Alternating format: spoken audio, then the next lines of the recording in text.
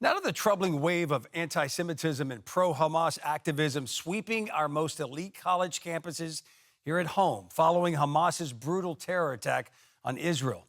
Tomorrow, the presidents of three great universities, Harvard, the Massachusetts Institute of Technology, and the University of Pennsylvania, will testify before Congress. This comes after the news that Harvard and Penn are under investigation by the Department of Education for not doing enough to protect Jewish students. We're joined now by Representative Burgess Owens, Republican of Utah, who sits on the House Committee on Education and the Workforce that's holding tomorrow's hearing. Congressman Owens, thank you so much for joining us here on Centerpoint. Thank you, Joe. Looking forward to chatting with you, my friend. Absolutely. Well, it's going to be interesting tomorrow when you guys meet with these presidents. These universities, congressmen, especially Harvard and Penn, have come under fire for sort of looking the other way when it comes to this very destructive anti-Semitism on campus. So my first question to you is, Congressman, what happened to our Ivy League schools? Well, it's interesting what we're going through right now, and this is just a little tip of the iceberg. We're seeing what's happening with anti-Semitism.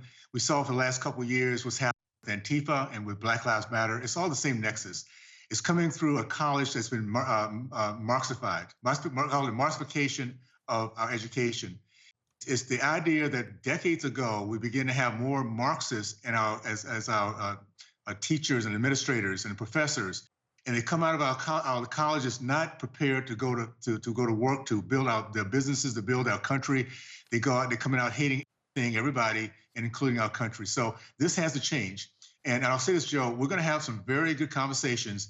What I don't expect is that the colleges, these presidents will get it. They are part of the problem. What they're doing and has been doing is getting us the results we're getting now. This is for the American people. So I'm hoping that the American people tune in, understand that we've been under attack for a long time. It's not an accident that we're seeing this hatred across the country. It is a good chance for us to wake up, to come together as a people, and start protecting our children, that this does not happen as we move forward. Well, I'm glad you mentioned that, Congressman, about these university presidents, especially the president of Harvard, Claudine Gay.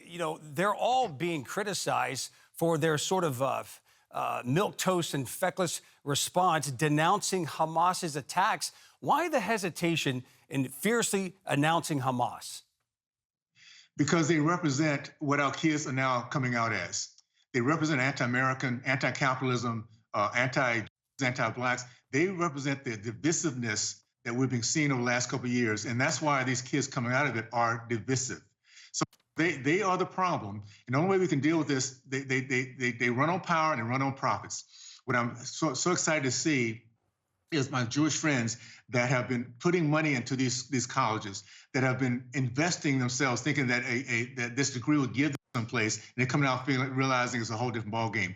People now pulling their dollars back. The billionaires are pulling up the dollars out of these colleges. That's the only thing that's going to get their attention. And we have to, on our side, as legislators, start holding them accountable through our appropriations. If they cannot give us a good product of kids that are productive, proud, coming together as we the people, then we need to put our money elsewhere and invest in something that's going to be anti-American. Some of these schools, congressmen, have cracked down on some of these pro-Palestinian groups spreading this hate on campus by suspending them. These groups, do you believe that's enough, the suspensions? No. When you have people coming into our country as visitors, and if they are spreading and promoting and being part of a hate group, they need to go home. They need to go back to where they came from.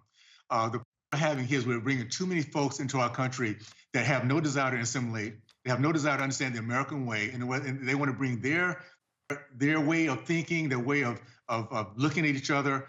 In most cases, from very, very dysfunctional countries, they want to bring that to our country.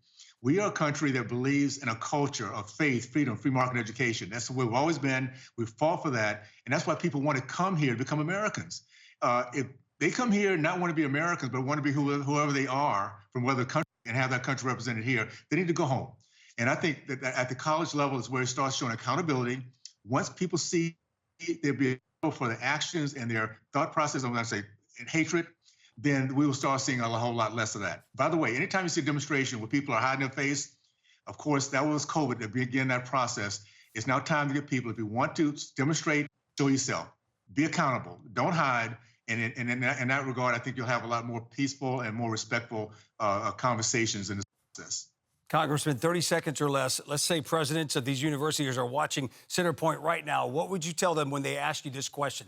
How do you crack down on the hateful rhetoric of anti-Semitism, but also allow free speech from these students on both sides?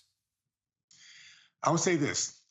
If you don't know how to do it, bring some innovators in. Bring people who think outside the box. Bring in people who have run business before, because you need to make sure that the product we have is such that those of us who want to invest in these colleges want to invest in that way. So if you don't have an idea figured out, find people who actually have been outside this little easy circle and find somebody who knows what it is to take risks, changes, and disrupt the system we have right now. All right.